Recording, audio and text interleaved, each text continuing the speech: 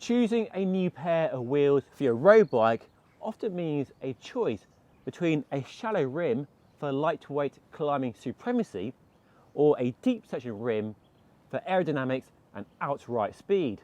But these new wheels claim to offer the best of both worlds, the perfect all-rounder. But today we'll find out if the wheels actually deliver on that promise and whether they're any good or not, based on riding on my local roads and a trip to Girona in Spain, where I tried to bag some KOMs.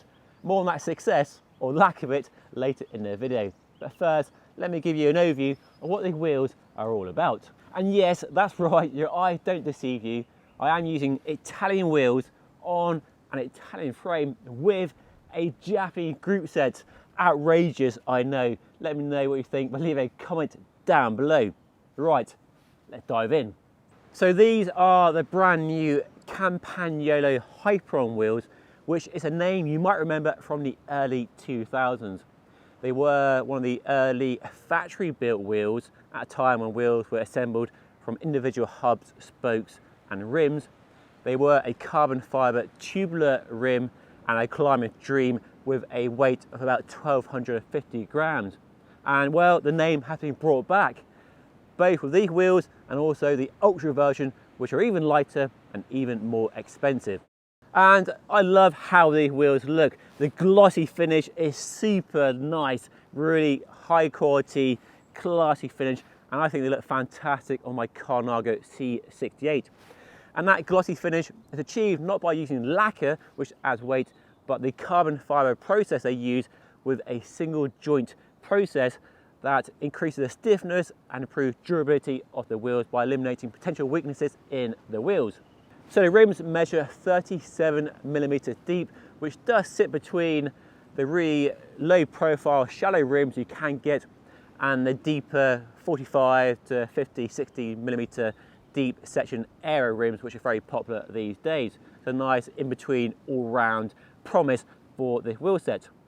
Internally, the rims measure 21, which is perhaps a bit narrow by today's trends. For wider is better, but wider isn't better for everybody, so it might be okay for you. And the rims have a hook, so no hookless worries here. They are compatible with any tyres, whether clincher with an inner tube or tubeless, as I have them set up today.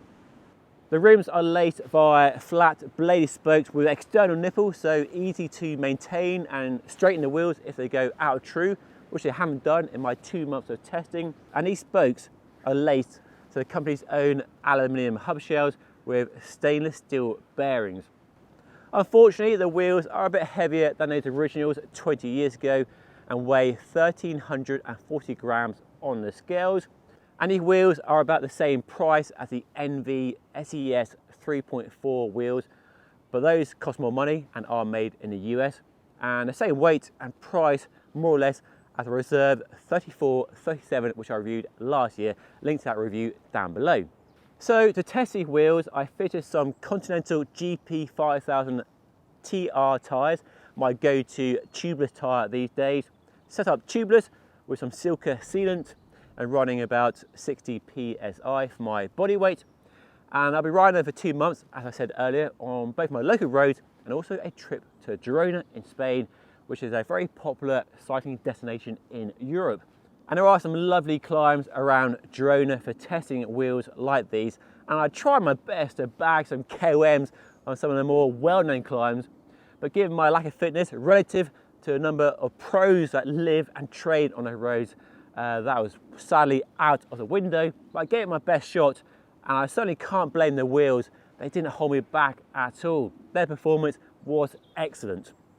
What I like about the wheels is how nimble and agile they feel when you are climbing, especially out of the saddle. They feel more lively than a deeper section, heavier wheel set, and there's clearly plenty of stiffness from the wheels when you're sprinting and powering out of hairpin bends, trying to maintain your speed on some of the steeper gradients.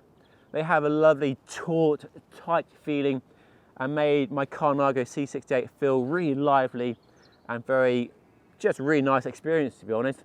And then away from the climbs, the benefit of the rim shape and the height of the rims on some of the coastal roads, which are quite exposed and quite windy in places. The bike with these wheels felt very calm and stable. The bike wasn't moved around, the handlebars weren't shaking around offline. So they felt very manageable in those stronger crosswinds, the gusty wind conditions we had to deal with on some of those rides towards the coast. So that is a benefit of a wheel set like this, and that really leads to the all-round appeal. Light enough to climb well and not hold you back on the steeper gradients and give you that lovely light feel to the bike. Enough aero on the flats and not really handicap you too much, but clearly not getting the aero speed benefits of a deeper section wheel. But then nice and easy to ride in gusty, windy conditions, and durability and comfort on rough roads seem to be pretty good with these tyres fitted as well. So a wheel set that's easy to live with, works well in most situations and requirements, whether climbing, sprinting, dealing with crosswinds. Neither the fastest up the steepest gradients or the flattest sprints, but pretty good everywhere. And that really is the appeal of these wheels. Just a nice, simple, elegant, fit and forget wheel set that won't hold you back anywhere you might take them. So a wheel set that clearly impresses, but while they are cheaper than the Ultras above them, they're still not a cheap wheel set. And I can sense the outrage in the comments already. Because yes, there are lots of cheaper carbon wheel sets available on the market these days. A big difference to how it was 20 years ago when carbon wheel sets were in their infancy and only very well-heeled cyclists and pros could afford or justify a carbon wheel set. Now they are commonplace, one of the big changes in road cycling over the last 2 decades. And there are details and features that help them stand apart from a cheaper wheel set. The supreme finish, the ride quality, the attention to detail, the fact they're made in Europe, which must have an impact on the end price of the wheels, and of course the history and heritage of the company that make these wheels, which must be taken into account as well. Because value for money is a subjective thing, and there are many factors that contribute to a final decision on what contributes value for money for you, I, or other people watching this video. And while they're not the cheapest wheels, I know there are lots of people, based on my research from the comments and real world, that there are lots of people who want to spend a bit more than the cheapest wheel sets and spend around £1,500 to £2,000 and get a wheel set that offers a bit more than those bargain bucket wheel sets. So with all that said, are they actually worth buying? Well, to be honest, that is a tricky question to answer. In many ways, they deliver really well. Great all-round performance, good on the climbs, nice lightweight, good crosswind stability, and reasonable aero on flatter roads, and they look amazing. But where it gets tricky is the fact you can get much lighter wheels, sub 1200 grams, and trade in some of the aero performance of these wheels, or you get a nice deep section wheel which weighs about the same. I'm thinking the Zip 353 NSW or the brand new Hunt sub 50 wheels, which weigh about the same but offer way more aerodynamics. They're also not as wide as the current trend for wider is better, but do work well with 28 as you can see here. But they are hooked, which some people will like over the hookless rims that are popular with Giant, Envy, Hunt and so on. So in many ways the wheels deliver extremely good performance, but if you want lighter or better aero for the same weight, there are better options on the market right now.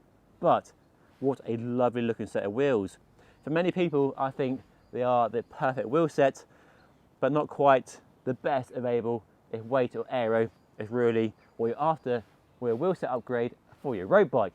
Anyway, hopefully you've enjoyed this review of these wheels, and if you have, maybe consider subscribing to the channel by hitting that button down below. And if you want to see a review of the Bora wheels, which are more aero than these, then watch the video right up here.